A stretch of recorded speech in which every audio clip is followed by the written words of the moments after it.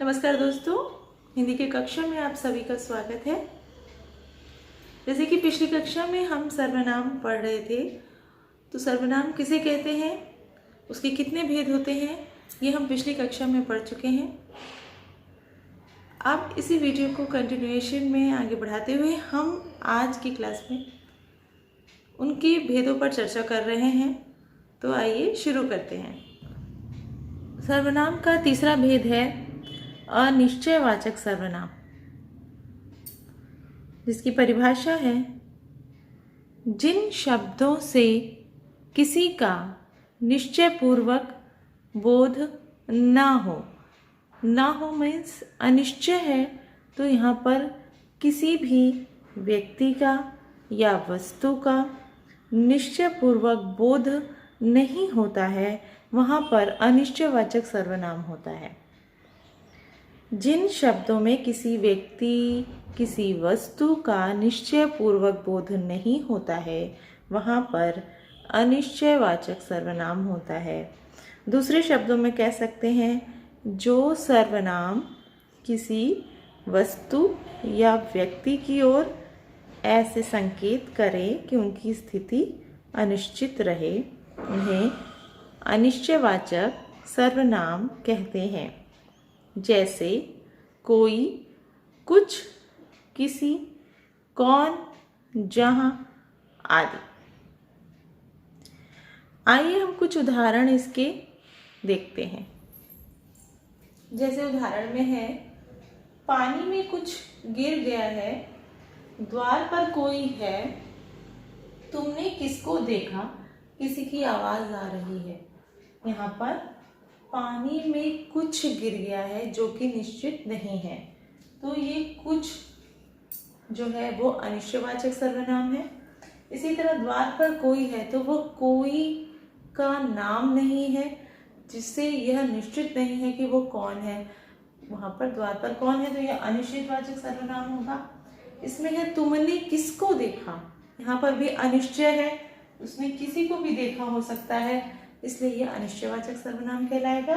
और किसी की आवाज आ रही है, जो समझ में नहीं आ रहा है, अनिश्चित है कि किसी की आवाज आ रही है लेकिन समझ में नहीं है आ रहा है, तो यह अनिश्चयवाचक में किसी।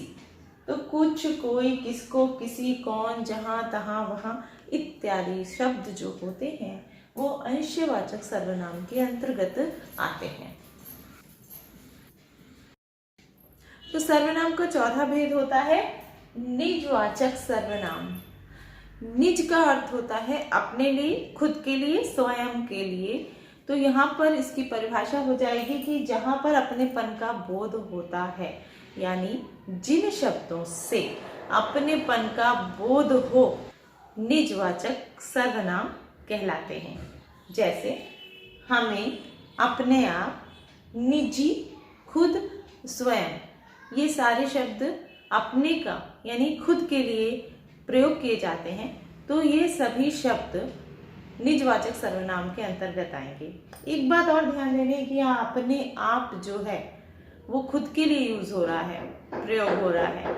आप शब्द जो है वह पुरुषवाचक सर्वनाम में भी प्रयुक्त होता है, किंतु आदरसूचक शब्द के लिए, जो कि हम प्रीवियस वीडियो में पढ़ भी चुके हैं, वह निजवाचक सर्वनाम नहीं कहलाएगा, वह पुरुषवाचक का मध्यम पुरुष कहलाएगा।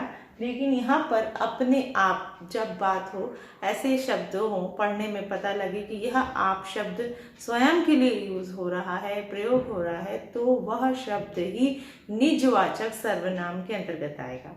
इसके कुछ उदाहरण देखिए। मैं अपने कपड़े स्वयं धो लूंगा। यहाँ पर मैं अपने कपड़े यानी खुद के कपड़े, स्वयं भी खुद के लिए है, तो स्वयं धो लूंगा। तो यहाँ पर आपको यहाँ पर दो शब्द दिख रहे हैं जो कि निज यानी खुद के लिए बता रहे हैं, तो यह निजवाचक सर्वनाम के अंतर्गत आएंगे। दूसरा वाक्य है, वह अपने आप आ जाएगा। वह जो है अपने आप, वह खुद आ जाएगा, वह अपने निजी के लिए बता रहे हैं कि वह अपने आप आएगा, तो ये जो अपने आप है यह निजवाचक सर्वनाम हो जाएगा।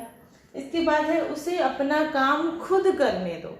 वह जो है उसे अपना काम खुद करने दो, वह निजी है उसका यह काम, उसे खुद करने दीजिए। तो यह खुद और अपना यह सब निजवाचक सर्वनाम के अंतर्गत आ जाएगा। अब पांचवा भेद है संबंधवाचक सर्वनाम। इसके नाम से ही पता चल रहा है कि जहां पर जो शब्द संबंध दिखाएं, यानी दो पदों के बीच में, दो शब्दों के बीच में उन शब्दों की वजह से कनेक्शन हो जाए, जुड़ जाए, वह पर संबंधवाचक सर्वनाम होगा। जैसे कि जैसी, तैसी, जिसकी, उसकी, जिसने, जहां, वहां, इतना, उतना इत्यादि शब्द। इनके कुछ उदाहरण हैं। जैसी करनी, वैसी भरनी। करनी और भरनी शब्दों को जोड़ा है जैसी और वैसी में, तब यह एक उपयुक्त वाक्य बना कि जैसी करनी वैसी भरनी। तो यहाँ पर जैसी और वैसी ये हो जाएंगे संबंधवाचक सर्वनाम, जो कि एक दूसरे पदों में, यानी करनी और भरनी वाले पदों में संबंध दिखा रहे हैं वैसी और जैसी से। दूसरा है जिसकी लाठी उसकी भैंस। अगर हम इसमें से लाठी और भैंस सिर्फ बोलेंगे तो इसमें कोई वाक्य में अर्थ नहीं निकलेगा। लाठी, भैंस, इन शब्दों को जोड़ने के लिए, संबंध बनाने के लिए जिन शब्दों का प्रयोग किया गया है, जिसकी लाठी उसकी भैंस, तो जिसकी और उसकी संबंध बना रहे हैं दोनों पदों के बीच में, शब्दों के बीच में, तो ये दोनों जिसकी और उसकी हो जाएंगे संबंधवाचक सर्वनाम। नेक्स्ट है जो बच्चे परिश्रम करते हैं वह सफल होते हैं। अगर हम बोले बच्चे परिश्रम करते हैं सफल होते हैं, तो इन वाक्यों में यह नहीं निश्चित हो रहा है कि कौन से बच्चे, तो इसमें बोला गया कि जो बच्चे परिश्रम करते हैं वो ही सफल होते हैं। तो इसमें परिश्रम वाले बच्चों पर इस तरह वाक्य लगाने से, संबंधवाचक शब्द लगाने से परिश्रमी बच्चों पर जोर पड़ा कि जो बच्चे परिश्रम करते हैं वो ही सफल होते हैं।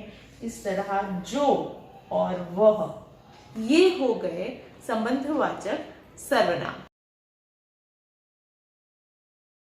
और सर्वनाम का आखिरी भेद है प्रश्नवाचक सर्वनाम, जो कि बहुत ही सरल होता है और सबका फेवरेट भी होता है, क्योंकि ये पहचानना बहुत ही आसान होता है। इसमें कोई भी सर्वनाम शब्द प्रश्न पूछने के लिए जब प्रयोग किए जाते हैं, यानी ऐसे सर्वनाम शब्द जिनसे प्रश्न पूछा जाए या सवाल पूछे जाते हैं, वो सर्वनाम प्रश्नवाचक सर्वनाम कहलाते हैं। जैसे कि कौन, किसको, कहाँ, किस लिए, क्या, कैसे इत्यादि शब्द। और इसमें अंत में प्रश्नसूचक चिन्ह भी रहता है। तो यहाँ पर कुछ उदाहरण है, जैसे कि यह कौन है, टोकरी में क्या रखा है, और दरवाजे पर कौन है। मुझे आशा है कि ये आप सभी इसमें प्रश्न सूचक शब्दों को पहचान गए होंगे और यह भी जान गए होंगे कि इसमें प्रश्नवाचक सर्वनाम कौन सा है। अगर पहचान गए हो तो प्लीज इसको कमेंट बॉक्स में मुझे लिख कर भेजिए। धन्यवाद।